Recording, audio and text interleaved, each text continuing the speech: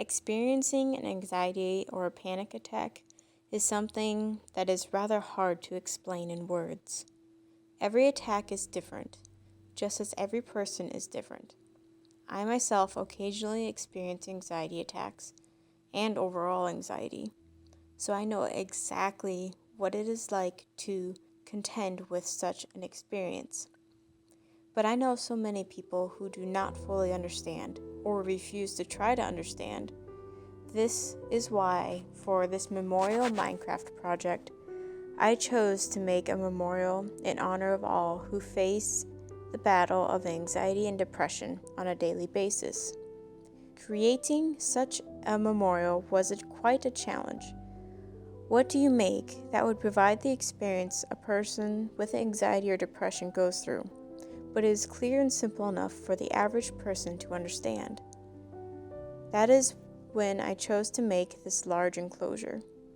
On the surface, it is a large dome with a beautiful forest on the inside, a place of peace and happiness. Walking into the enclosure, a person can see this beauty, but they can't experience it yet. They have to go through a tunnel which leads to an underground maze, one that is quite a challenge to build. This underground tunnel is where the representation of an anxiety attack begins. At the entrance, a person has to choose to go down one of two directions. Whatever direction they choose, they will likely have to turn back and try another path. On the path that leads them down the dark tunnels created with obsidian, they will find that it gets more confusing and narrow. They may even find themselves lost, but they will find the mind of the tunnel. This mind is a room full of signs that express thoughts that go through an anxious or depressed person's mind.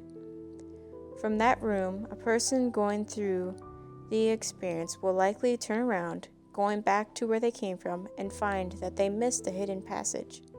This passage leads to a room I would consider the heart of the tunnels, the room of hope. This room contains messages of hope and a golden path leading them out of the confusing tunnels of depression and anxiety and into the light of hope. In other words, the forest that you saw in the entrance of the enclosure. From there, one is free to explore and leave a flower or message of hope, or leave the enclosure and head on home. This entire experience of going through a simulated anxiety attack or a bout of depression would not be possible without digital rhetoric. There is not enough words in the English language that I could use to clearly explain this experience to someone. The use of the enclosure and narrowing of the tunnels are representations of spatial rhetoric, and what topped off this experience was the use of procedural rhetoric.